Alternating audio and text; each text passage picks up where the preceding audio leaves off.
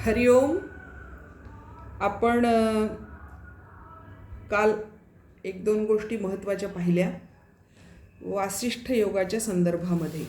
एक म्हणजे दैवाचं अस्तित्व नाही, पौरुषाचं महत्त्व आहे, कर्म आणि ज्ञान या दोन्हींचा समन्वय असल्याशिवाय मोक्षाप्रत जाता येत नाही, हा एक भाग आपण पाहिला. त्यामध्ये ज्ञान या शब्दाचा अर्थ असा आहे की स्वरूप ज्ञान किंवा आत्मज्ञान, मी कोण आहे याची ओळख होणं, याला त्यांनी ज्ञान असं म्हटलेलं आहे. आणि आपण हे पण पाहिलं की ही संसार उत्तरणासाठी केलेली एक युक्ती आहे, त्याला योग त्यांनी असं म्हटलेलं आहे. आणि आता त्या योगाकडे आपण वळणार आहोत. वासिष्ठ योगाची सुरुवात आपण आज करणार आहोत. संसार तरून जाण्यामध्ये मुख्य अडथळा आहे एक, त्याचे 7 भाग आहेत. त्याला वसिष्ठांनी आपल्या ग्रंथामध्ये अज्ञानाच्या सप्तभूमी असं म्हटलेलं आहे. म्हणजे अज्ञान जे 7 प्रकारचं आहे ते इथे त्यांनी या श्लोकामध्ये सांगितलेलं आहे. त्याला त्यांनी सप्तमोह असं सुद्धा म्हटलेलं आहे. मोह या शब्दाचा अर्थ आहे भ्रम. माणसाच्या मनामध्ये वेगवेगळ्या प्रकारचे भ्रम असतात आणि त्यामुळे ज्ञानाकडे त्याला जाता येत नाही. त्या ज्ञानाकडे जाण्यामध्ये हे अडथळे असतात. तर ते 7 प्रकारचे आहेत ते त्यांनी सांगितले. त्यातलं पहिलं आहे बीज जाग्रत नावाचा अडथळा. ही अवस्था आहे. या सगळ्या 7 ज्या आहेत त्या अवस्था आहेत माणसांच्या. या 7 अवस्थांमध्ये माणूस मोहग्रस्त असतो. मोहाने ग्रासलेला म्हणजे भ्रम असतो त्याच्या मनामध्ये आणि त्या भ्रमामुळे तो ज्ञानापर्यंत पोहोचू शकत नाही. मग आता पहिला भ्रम किंवा पहिली अवस्था जी आहे ती आहे बीज जाग्रत. ही अवस्था काय आहे तर नवप्रसूत माणूस हा बीज जाग्रत म्हणवला जातो. म्हणजे काय, नुकतंच जन्मलेलं मूल किंवा बाळ, अर्भक ज्याला म्हणतो, ज्याला अजून आपण नाव पण दिलेलं नाही आहे, असं जे अर्भक असतं ते बीज जाग्रतचं उदाहरण म्हणून त्यांनी दिलं आहे.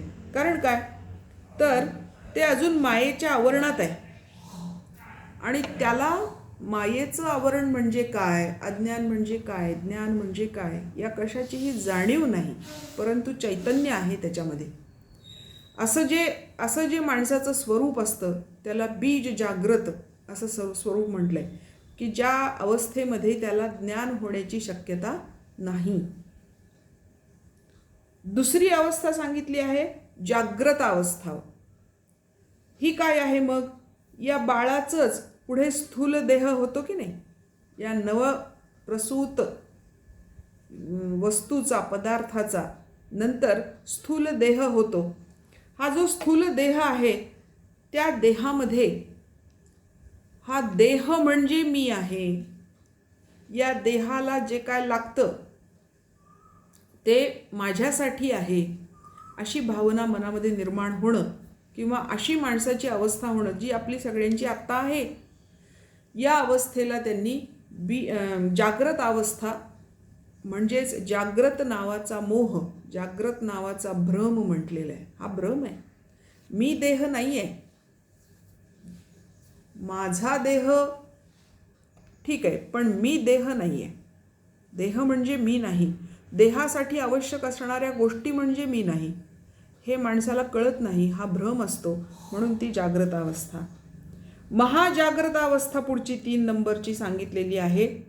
ही काय आहे तर पूर्वजन्मामध्ये माणसावर काही संस्कार जे झालेले असतात त्याचा त्याला दृढ अभ्यास झालेला असतो, म्हणजे सवय झालेली असते.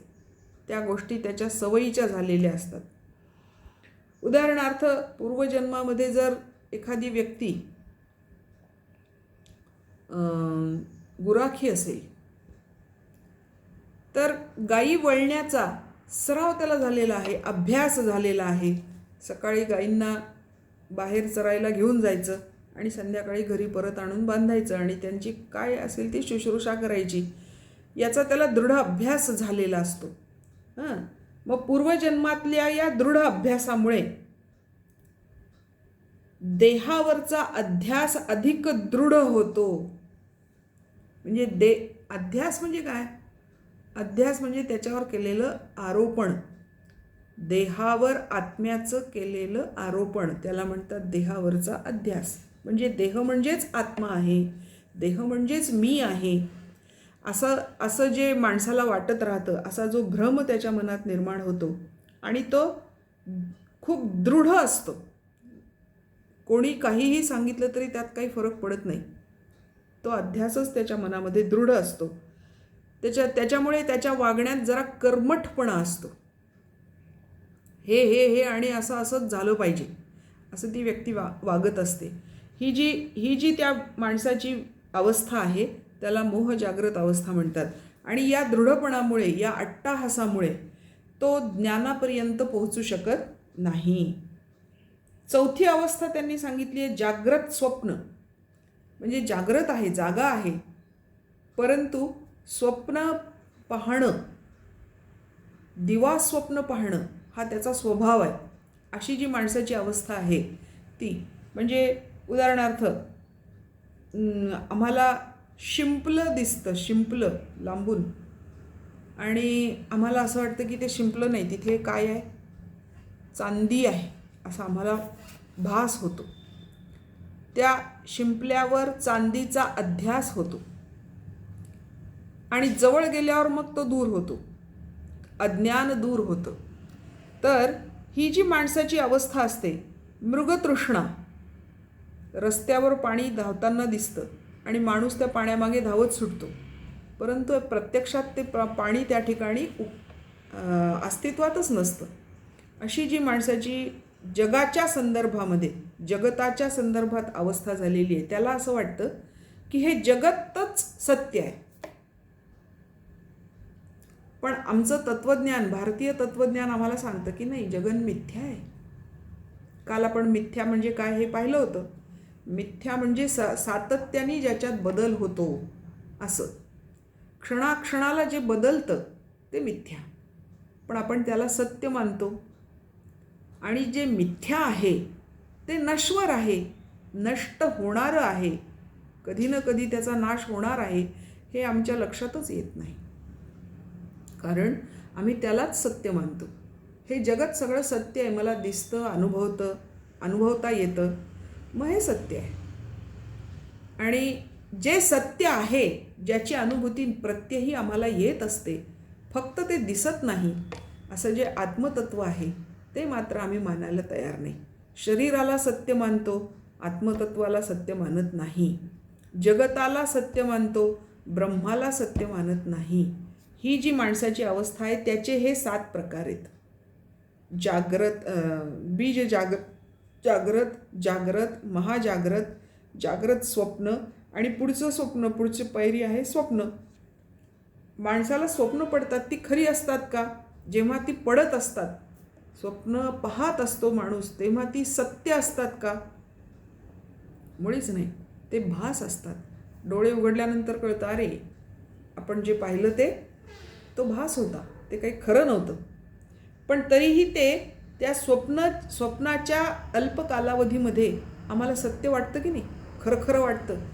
डोंगरावरून खाली पडतोय असं स्वप्न पडतं, किंवा बरीच अशी वेगळी काही भीतीदायक असतात, काही चांगली असतात. मी राजा झालोय असं स्वप्न पडतं, पण स्वप्नात अगदी खरं वाटतं की मी राजा झालोय, आणि डोळे उघडल्यावर कळतं की यार हे तर स्वप्न होतं. तर अशी स्वप्नावस्था जी असते ती सुद्धा माणसाला हे अज्ञानमूलक असते, त्याच्यामुळे ती ज्ञानाकडे जाऊ देत नाही. पुढची अवस्था त्यांनी सांगितली आहे स्वप्न जागृत. म्हणजे देहनाश झाल्यावर सुद्धा पूर्वजन्माप्रमाणे सगळ्या गोष्टी पुढच्या जन्मामध्ये आपल्याला जाणीवपूर्वक कळायला लागतात.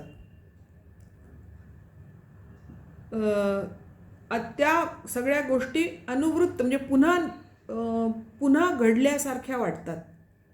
आपण हे मागे कधीतरी अनुभवलं आहे आणि आता ते पुन्हा घडतं आहे. हे याच्या मागोवा घेत घेत माणूस परत काय म्हणतात त्याला, जगत सत्य या गोष्टीकडे यायला लागतो आणि तेच सत्य मानून त्याच अध्यासामध्ये तो जगत राहतो. त्याला म्हणतात स्वप्न जागृत. आणि सातवी अवस्था त्यांनी सांगितली आहे सुषुप्ती. आता अध्यात्मामध्ये ज्या अर्थाने सुषुप्तीचा विचार करतात तो इथे विचार नाही. इथे विचार वेगळा आहे. त्यांनी काय म्हटलंय, षडवस्था परित्यागे, यावरच्या 6ही अवस्था सोडून दिल्यानंतर जीवाची जी स्थिती होते ती अत्यंत दुःखपूर्ण अशी अवस्था, अज्ञानयुक्त अशी अवस्था, जडयुक्त अशी अवस्था असते. तिला म्हणायचं सुषुप्ती अवस्था. आता या सुषुप्ती अवस्थेच्या आधीच्या बीज जाग्रत, जाग्रत, महाजाग्रत, जाग्रत स्वप्न, स्वप्न आणि स्वप्न जाग्रत या 6 अवस्था म्हणजे कर्मफळांची भोगभूमी म्हटलेलं आहे. आपण कर्मफळाचा मागच्या ह्याच्यामध्ये विचार केलेला आहे. कर्म केलं की फळ मिळतं. अशी कर्मफळाची गाठोडी प्रत्येक जन्मात आपल्याजवळ जमा होतात. ती गाठोडी घेऊनच आपण पुढचे जन्म घेत राहतो. कारण कर्म पूर्ण भोगल्याशिवाय संपत नाही.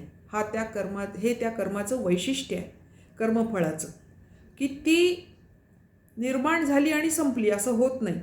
जर कर्मफळं मिळाली तर ती भोगावी लागतात. मग ती चांगली असोत वाईट असोत तुमच्या कर्मानुसार ती तुम्हाला मिळतात आणि ती तुम्हालाच भोगावी लागतात.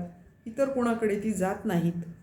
एका आयुष्यामध्ये ही सगळी कर्मफळं भोगून होत नाहीत. कारण कर्मच आम्ही इतकं करून ठेवलेलं आहे. एका जन्मात असे कित्येक जन्म आमचे झाले, त्यातले कित्येक कर्मफळं आमची भोगायची राहिलेली आहेत. म्हणून हे पुन्हा जन्म आपल्याला मिळत आहेत आणि आपण त्या जन्मात ती मागची कर्मफळं भोगत असतो. नेहमी मी एक उदाहरण सांगते, ते आत्ताही सांगते कर्मफळाच्या बाबतीत. मी तर या जन्मात काही कुणाचं वाईट केलं नाही, काही कुणाचं पाप केलं नाही, काही कुणाला त्रास दिला नाही, पण मग माझ्याच नशिबी हे दुःख का, असं विचारणारे अनेक लोक दिसतात. कारण ते अध्यासामध्ये जगत असतात. ते जगत सत्य या भावामध्ये जगत असतात. अरे ठीक आहे, तू या जन्मात काही नसेल केलं, ही उत्तम गोष्ट आहे, याचा पुढच्या जन्मात फायदा होईल. पण मागच्या अनेक जन्मात तू काय केलंयस हे तुला कुठे माहिती आहे? अगदी ते मागच्याच जन्माचं फळ या जन्मात मिळतं असं नाही आहे.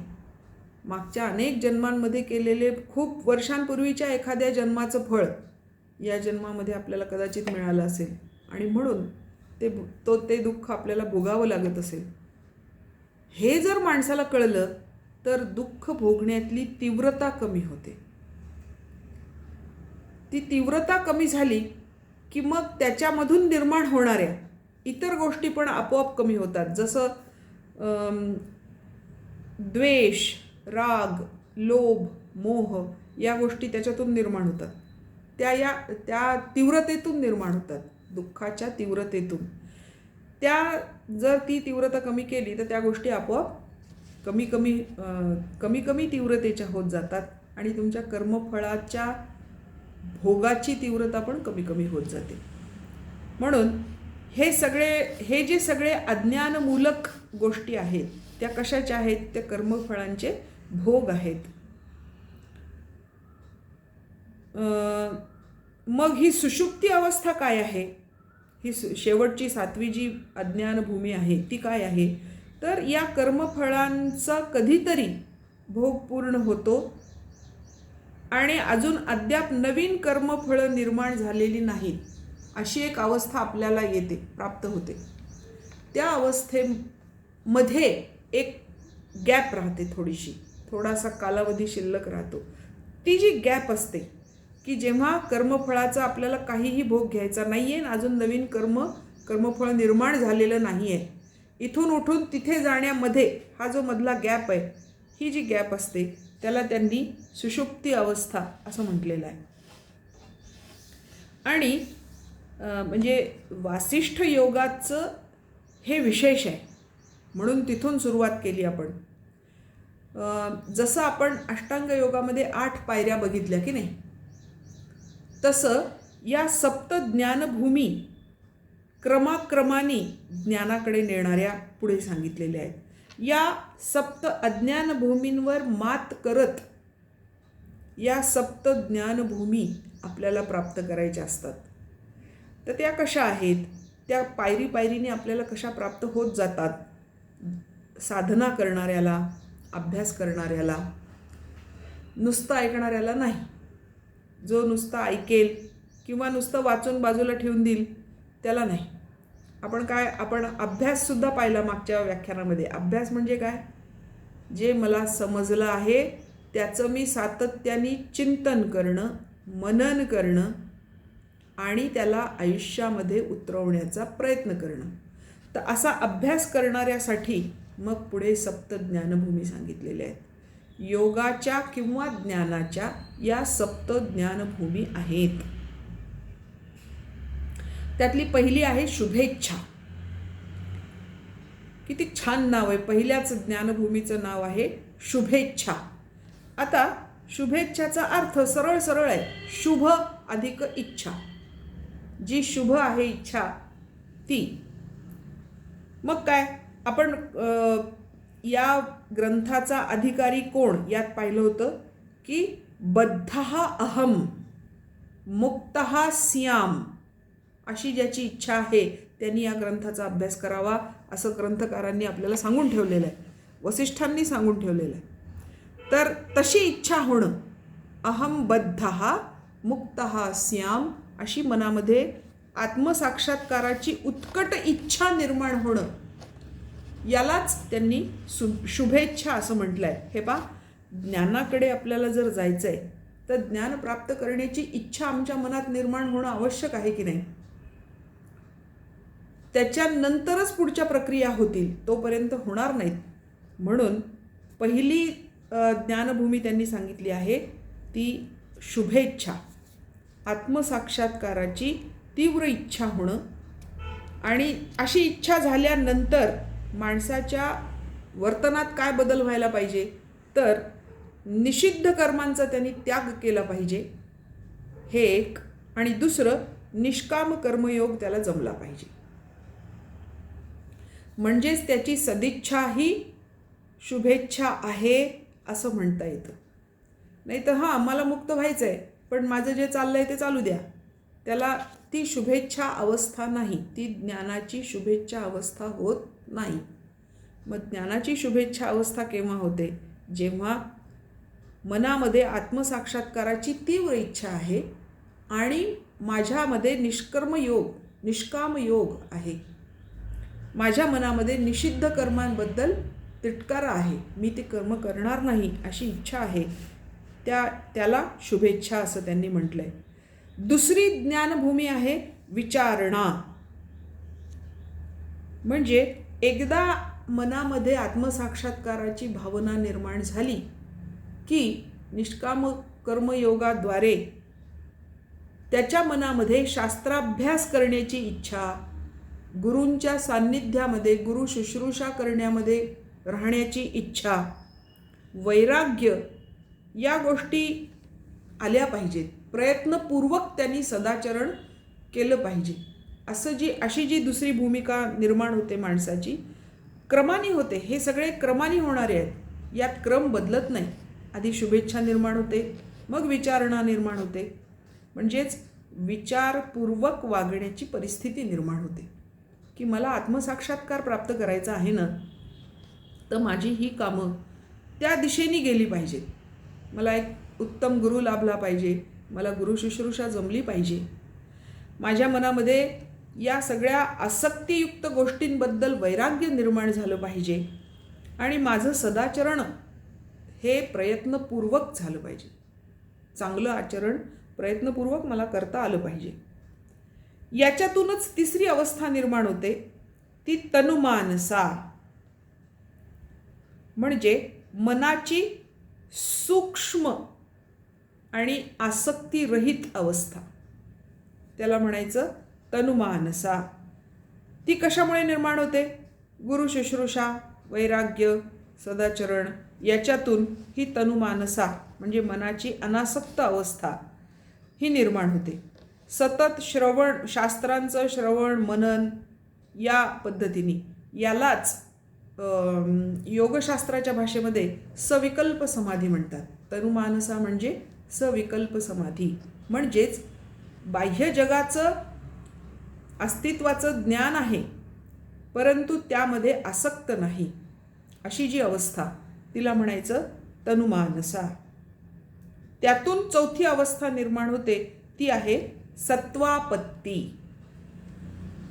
म्हणजे चित्त विरक्त झाल्यामुळे पहिल्यांदा शुभेच्छा निर्माण झाली, मग विचारणा निर्माण झाली, मग निर्विकल्प समाधीची अवस्था आली आणि मग चित्त विरक्त झालं.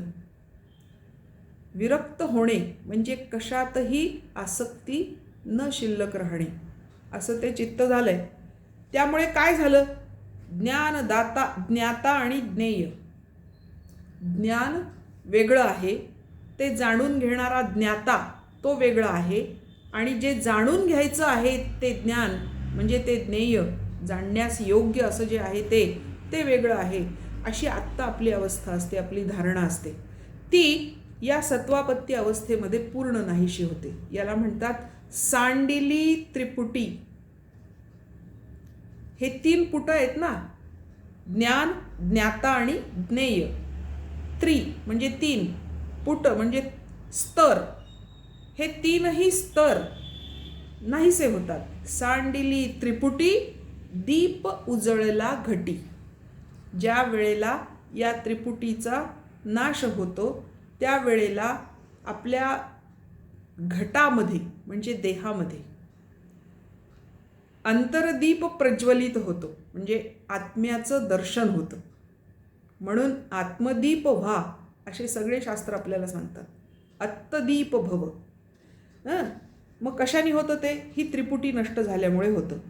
आणि तिथे काय होतं मग? कोणती अवस्था निर्माण होते? तर निर्विकल्प समाधीची अवस्था निर्माण होते. आपण आधी सविकल्प समाधी पाहिली तनुमानसा, आणि सत्वापत्तीमध्ये निर्विकल्प समाधी निर्माण होते.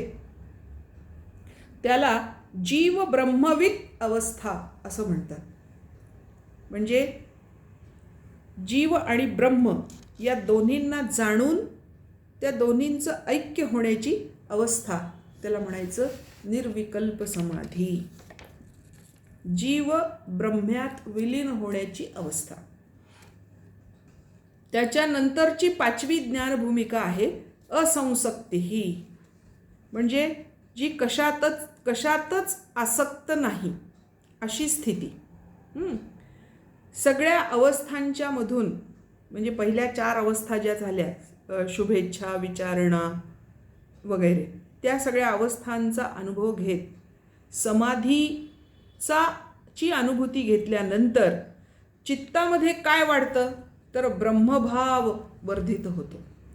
म्हणजे अहम ब्रह्मास्मी इथपर्यंत माणूस या अवस्थेपर्यंत पोहोचतो आणि तिथे निरातिशय आनंदाची स्थिती निर्माण होते, ज्याला सत चित आनंदाची स्थिती म्हणतात, अशी तिथे निर्माण होते. आणि मग त्यातून 6वी अवस्था निर्माण होते, तिचं नाव आहे पदार्थ भावनी. आत्मरूपामध्ये दृढ भावना झालेली असते, ब्रह्मरूपामध्ये भावना दृढ झालेली असते, आणि त्याच्यामुळे आंतरिक किंवा बाह्य कोणत्याही पदार्थामध्ये त्या व्यक्तीची भावना राहत नाही. कोणत्याही पदार्थामध्ये लक्ष नसतं, किंबहुना ते नाहीच, त्याचं अस्तित्वच तिथे शिल्लक राहत नाही. अशी जी अवस्था असते त्याला ब्रह्मविद्वर्यान अशी अवस्था म्हटलेलं आहे. म्हणजे ब्रह्म जाणणाऱ्यांमध्ये श्रेष्ठ अशी अवस्था माणसाची या पदार्थ भावनी नावाच्या ज्ञानभूमिकेमध्ये निर्माण होते. आणि मग शेवटची तुर्यगा अवस्था, 4थी अवस्था.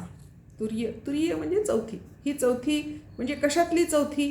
तर आध्यात्मिक ज्या अवस्था सांगितलेल्या आहेत, स्वप्न, जागृती, सुषुप्ती आणि तुरीय, त्यातली ही तुर्यगा अवस्था ही काय आहे, तर आत्मरूपामध्ये त्या साधकाला अखंड ब्रह्माचा अनुभव येतो. म्हणजे तो स्वतःमध्ये पण ब्रह्म पाहतो, आपल्या बाहेरच्या बाजूला जे आहे त्यामध्येही तो ब्रह्मलाच पाहतो आणि त्याची अनुभूती घेतो. ही जी अवस्था आहे, ब्रह्मरूप होण्याची अवस्था, माणसाची ब्रह्मरूप होण्याची अवस्था, भागवतामध्येही शुकमुनींची अवस्था सांगितलेली आहे बघा. आणि ती त्यांना जन्मतःच प्राप्त होती.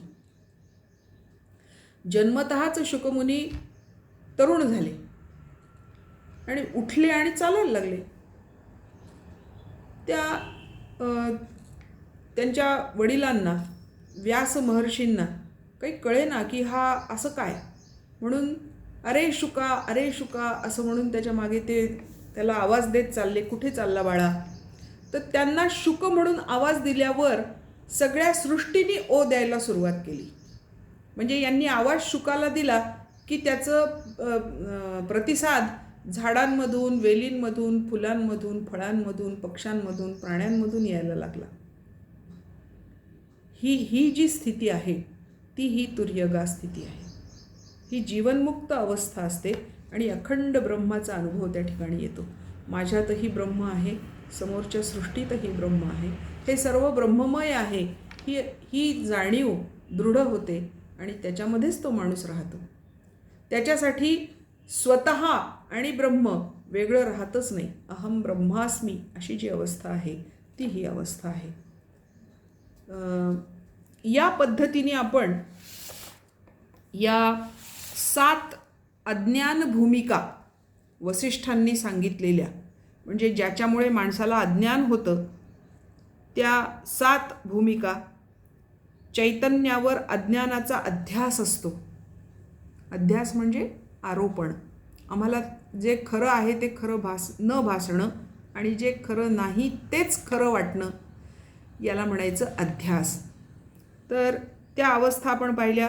बीज जाग्रत, दुसरी जाग्रत, तिसरी महाजाग्रत, चौथी जाग्रत स्वप्न, 5वी स्वप्न, 6वी स्वप्न जाग्रत आणि 7वी सुषुप्ती.